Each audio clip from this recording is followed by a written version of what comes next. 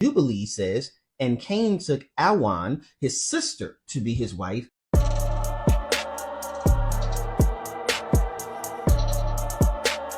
So here's our main discrepancy. All right, dear sister, let's get into part 2. Because back in Genesis 1, God creates humans on the 6th day, after he created the plants and the trees on the 3rd day. But now in Genesis 2, it's saying that there's no plants, and then God creates man. You talk fast, but I listen slow.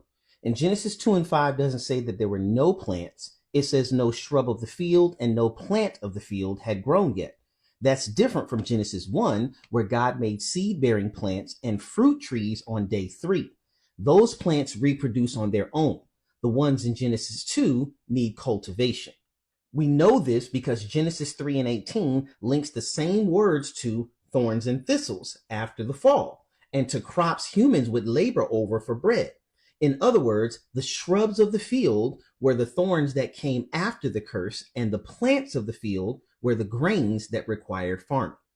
So Genesis 2 isn't contradicting Genesis 1. It's pointing out that cultivated crops and thorny weeds weren't around yet because there was no rain, no farmer, and no curse on the ground. Moving on. In verse 8, God plants the Garden of Eden and he puts the man there. Then he makes the trees grow and we get the first introduction of the tree of life and the tree of knowledge. Then God puts the man in charge of the garden, tells the man not to eat from the tree of knowledge. And then God decides to make a helper for the man. So he brings the animals and the birds to the man and the man names them all. But for Adam, well, now he has a name.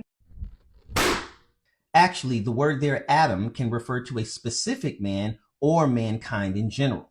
In Hebrew, the words the man used in verses 5, 7 through 8, 15 through 16, and verse 18 are all the same word. It's the context that determines whether this is specific or general.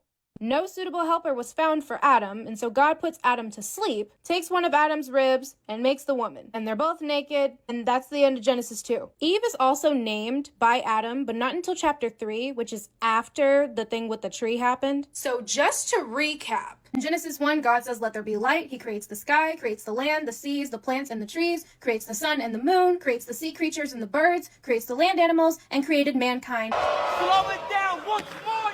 Dear sister, once again, a complete lack of focus on functional creation the text is concerned with, and an overemphasis on the material creation that you are concerned with. Not one single mention of anything being good, orderly, having purpose, no mention of mankind being made in God's image. You're not reading the text in its historical, cultural, literary, or geographical context. You're anachronistically reading it into Western context. This is why it seems contradictory to you. First is Genesis 2. No plants had yet sprung up, and then God creates man by himself. He plants the Garden of Eden. He brings the animals, and the man names them all. And then God puts the man to sleep, takes a rib, and makes the woman. Genesis 1 shows God creating all people in his image. It's the wide angle shot. God setting up the whole world like a sacred space designed to work for humanity. The focus isn't on one person yet. It's on humanity in general. That was normal in ancient stories too. But Genesis flips it by saying every human, not just kings or elite, is made in God's image. Once again, Genesis 1, big picture. God setting up the whole cosmos as a sacred space for humanity. Genesis 2 zooms in on the Garden of Eden, the center of that sacred space, showing how humans were meant to live and work in it on God's behalf. Genesis 1 is about cosmic identity. Genesis 2 is about human identity. It's not contradictory, it's complementary when we read it in context. So do you see how I came to the conclusion that I came to? Yes, I do. By misreading the text with Western eyes, stripped of its context. And with all my heart, that is not a knock. I've done it. Sometimes I'm still capable of doing it without even noticing. We are not the original audience, and we all need help in learning how to read this ancient text the same way they would have. This is why I decided to pursue my PhD in this area, not because I'm so educated, but because reading books like Misreading Scripture with Western Eyes helped me to better understand the importance of ancient Near Eastern context, and I realized how uninformed I was about the world of the Bible. It does not sound like the same creation story at all. Agreed. When we read it with Western ontology and not Eastern, it will always sound contradictory. Some people try to argue that Genesis 2 is a retelling of Genesis 1, like it goes into detail about how God created the humans. There are some very intelligent minds that see the text that way, but I'm not one of them.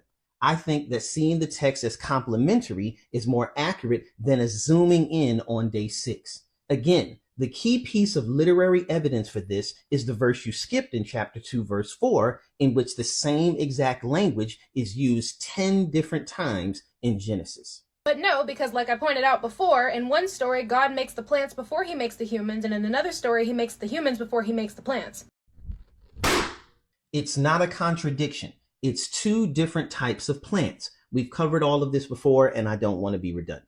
Also in Genesis 1, God creates man and woman together, and he tells them to be fruitful and multiply. But in Genesis 2, God creates man first, and then he's looking for a helper for the man, and so he brings the animals first, but that's not enough for the man, and so God puts him to sleep and then makes the woman. There is no contradiction.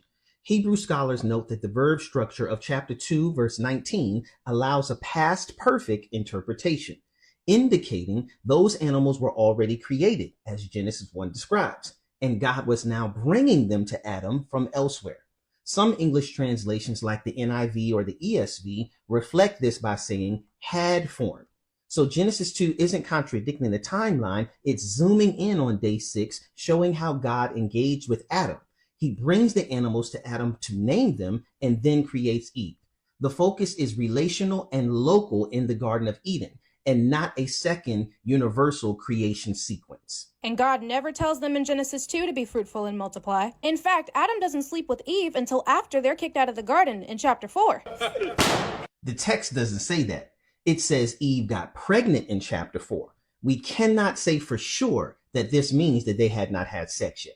Yet another reason why I believe it was two different creation stories is because of chapter 4 with the story of Cain and Abel. Genesis 3:20 explicitly states that Eve was the mother of all living. Acts 17:26 says that from one man he has made every nationality to live over the earth. Romans 5:12 says that sin entered the whole world through one man. That's 3 different texts and authors affirming that no other species of humans existed that did not come from Adam and Eve. Why would Cain be worried about somebody killing him if it was just him and his family on earth? Because he had alived one of their family members. Think about this logically. If there were other humans on the earth, why would they even care about what Cain had done? If there was a different region, how would they even know what Cain had done? Furthermore, they would not have been deceived by the serpent or impacted by Adam's sin. That would have only impacted Adam's bloodline. So it would have made no sense for a morally perfect, sinless human being to want to unalive Cain. The only people with motivation to harm Cain would have been his immediate family. It wasn't just him and his family on earth. There was a completely different batch of humans that God made in Genesis 1. The ones that God told to be fruitful and multiply. Yeah, they started multiplying. Adam and Eve started multiplying. Now note that Genesis 5:1 uses the same phrase as Genesis 2:4. This is the document containing the family records of Adam. On the day that God created man, he made him in the likeness of God. Notice it's connecting one section to another. Emphasis is on function, not material creation. This also explains why Cain found a wife in verse 17, who later gave birth to Enoch. His wife was part of that first batch of humans. As we've already said, there was no first batch of humans. The biblical text affirms one lineage of human beings and traces that lineage in chapter 5. Now, I do not affirm the book of Jubilees as being inspired, but I do think it's noteworthy that Jubilees says, and Cain took Awan, his sister, to be his wife, and she bare him Enoch at the close of the 4th Jubilee. So not even the pseudepigraphal writer of this apocalyptic literature would affirm 2 batches of humans. Seth, Enos, and Kenan all married their sisters. Mahalalel, Jared, Enoch, Methuselah, Lamech, and even Noah married their cousins according to Jubilees. Once again, Jubilees is a pseudepigraphal apocalyptic literature. I do not affirm that it is inspired by God. Much of its content contradicts scripture, but even it does not support your interpretation of a second batch of humans. Now, that's my theory. That's my textual evidence. That's not evidence, dear sister. That's your interpretation.